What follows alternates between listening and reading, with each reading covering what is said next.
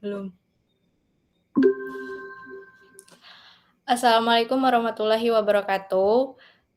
Di sini kami akan menjelaskan tugas 4 nomor 1. Sebelum kami memulai menjelaskan tugas 4 nomor 1, izinkan kami untuk memperkenalkan diri. Perkenalkan, nama saya Makfiro Salsabila dengan NIM 11011919468. Teman saya, Perkenalkan, nama saya Farah Hanifah dengan NIM 1101190265. Dan saya Ernianti Pardede dengan NIM 11011194104.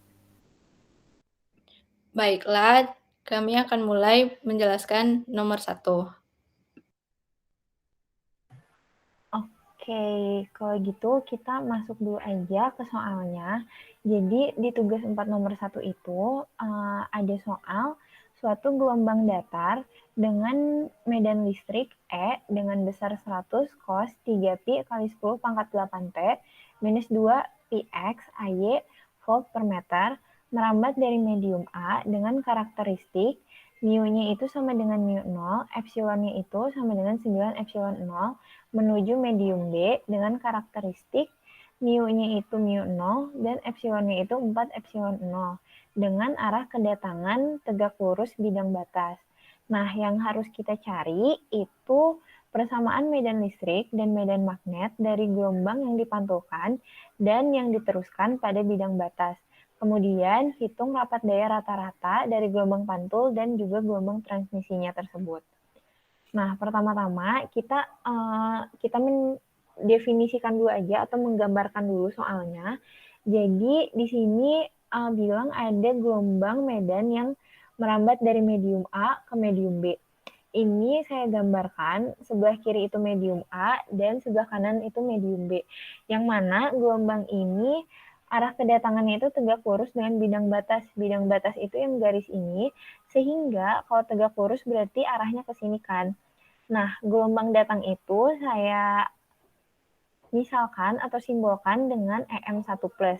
Nah, di sini diberitahu bahwa gelombang itu ada yang ditransmisikan dan ada yang dipantulkan. Nah, di sini untuk yang ditransmisikan, saya beri simbol EM2+, karena sudah ada di medium 2. Dan untuk yang dipantulkan, itu saya beri simbol EM1-, karena yang dipantulkan itu masih ada di medium A, tetapi arahnya saja berbeda, makanya di sini minus. Lalu di sini juga ada karakteristik dari mediumnya, yaitu ada mu itu sama dengan mu 0, epsilonnya itu 9 epsilon 0, dan konduktivitasnya itu karena tidak diketahui makanya kita anggap 0. Lalu untuk medium B juga sama, mu-nya itu mu 0, epsilonnya itu 4 epsilon 0, dan konduktivitasnya itu 0. Dan di sini ada persamaan gelombang medan listriknya. Nah, untuk menentukan persamaan medan listrik yang dipantulkan dan yang ditransmisikan, kita harus mencari koefisien pantul dan koefisien transmisinya. Nah, koefisien pantul itu memiliki persamaan eta 2 minus eta 1 per eta 2 plus eta 1, yang mana eta itu merupakan impedansi intrinsik dari mediumnya. Nah, gimana caranya mencari eta? Itu menggunakan persamaan yang ada di samping yang di sini. Pertama, kita cari dulu impedansi intrinsik di medium 1, yaitu akar mu per epsilon minus J konduktivitas per omega. Tetapi kita di sini menganggap konduktivitasnya itu 0. Jadi ini bisa langsung aja kita ubah eta satunya itu akar mu 0 dikalikan dengan mu R per epsilon 0 dikalikan epsilon R. Ini bisa kita pecah, yang mana jadinya akar mu 0 per epsilon 0 dikali akar mu R per epsilon R. Nah, yang mana kita tahu akar mu 0 per epsilon 0 itu tuh udah diketahui nilainya ada 120 pi atau 377, itu bebas kita mau pakai yang mana, tapi kita di sini pakai yang 120 pi.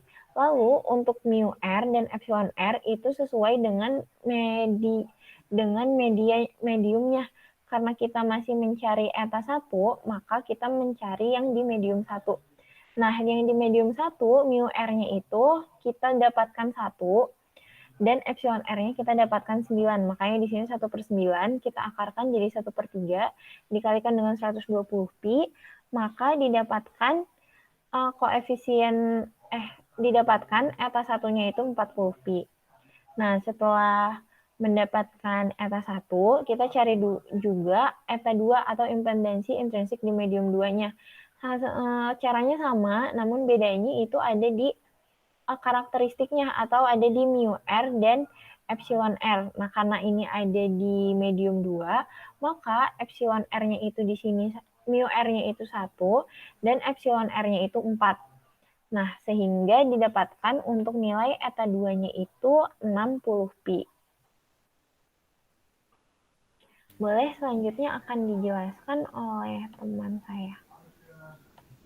Oke, akan saya lanjutkan. Nah, karena kita udah dapat tadi nilai eta 1 dan eta 2-nya, kita bisa langsung cari nilai koefisien pantul, di mana tadi rumusnya adalah eta 2 dikurang eta 1 dibagi eta 2 ditambah eta 1. Nah, karena udah ada nilai eta 1, 2-nya, kita tinggal masukkan ke persamaan. Jadi, nilai koefisien pantul adalah 1/5. Nah, di sini kita bisa juga menggunakan rumus atau persamaan lain untuk di koefisien pantul, yaitu EM1 minus dibagi EM1 plus. Nah, ini tuh berguna untuk nanti untuk mencari amplitudo dan lainnya. Lalu kita cari juga koefisien transmisi. Nah, rumusnya itu adalah 2 dikali eta 2 dibagi eta 2 ditambah eta 1. Sama, karena udah ada nilai etanya, kita masukin ke persamaan. Terus hasil koefisien transmisinya itu ada 6/5. Di sini kita juga menggunakan rumus atau persamaan lain lagi, yaitu EM2 plus dibagi EM1 plus. Selanjutnya, kita akan mencari besar amplitudo medan listrik pada gelombang pantul dan gelombang transmisi. Kita bisa lihat tadi kalau gelombang pantul, dia itu kita istilahin EM1 minus, dan transmisi kita istilahin EM2 plus. Jadi kita mau cari satu-satu di pantul dan transmisi. Nah, amplitudo di gelombang pantul itu tadi kita bisa menggunakan persamaan yang EM1 minus dibagi EM1 plus. Nah, di sini kita bisa langsung kali silang sama dengan 1/5 untuk mencari nilai pantul si EM1 minus. Udah kita kali silang, maka dapat persamaan 1/5 dikali EM1 plus. Nah, di soal kita bisa lihat tuh EM1 plus itu ada amplitudonya 100. Di soal udah diketahui, maka kita langsung masukkan ke persamaan yang mau kita cari. Jadi 100 dikali 1/5 sama dengan 20 volt per meter. Lanjut ke amplitudo medan listrik pada gelombang transmisi. Sama aja, cuman kita pakai yang medium B, yaitu yang EM2 plus. Nah, jadi di sini kita tadi transmisi itu dia 6/5 sama dengan EM2 plus dibagi EM1 plus. Sama kayak tadi, kita kali silang untuk mencari nilai EM2 plus. Nah, sama tadi EM1 plus itu nilainya udah diketahui, yaitu 100 amplitudonya. Langsung aja kita kali ke 6/5. Maka hasil amplitudo medan listrik di gelombang transmisi adalah 120 volt per meter. Selanjutnya akan dilanjutkan oleh teman saya. Baiklah, saya akan melanjutkan penjelasan dari Erni, di mana saya akan menjelaskan persamaan gelombang pantul, baik di medan listrik maupun di medan magnet. Di sini, di medan listriknya, diketahui ER sama dengan EM1 min. Kenapa EM1 min? Karena ini gelombang pantul termasuk di EM1. Karena EM1-nya udah diketahui 20, jadi kita langsung masukkan ke data. Jadi ER sama dengan 20 cos 3pi dikali 10 pangkat 8 T dikurang 2 pi X AY. Begitu juga dengan di medan magnet. HR sama dengan masuk juga ke EM1 min karena masih di gelombang pantul.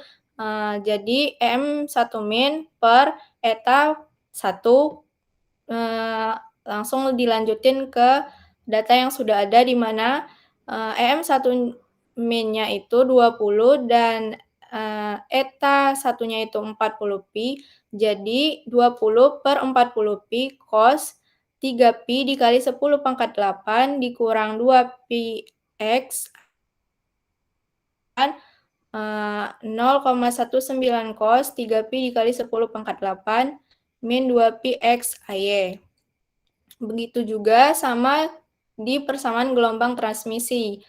Tapi di sini karena dia masuk gelombang transmisi, jadi masuk ke EM2.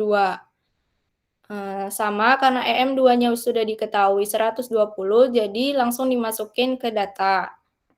Itu juga dengan yang medan magnet. HR sama dengan EM2 sama masih masuk di EM2 per eta 2. Jadi langsung masukin saja ke data yang sudah ada di mana 120 per 60pi cos 3pi dikali 10 pangkat 8 dikurang 2pi X AY. Selanjutnya, kita disuruh untuk menjelaskan rapat daya rata-rata pada gelombang pantul. Karena di sini konduktivitasnya 0, tidak diketahui, jadi kita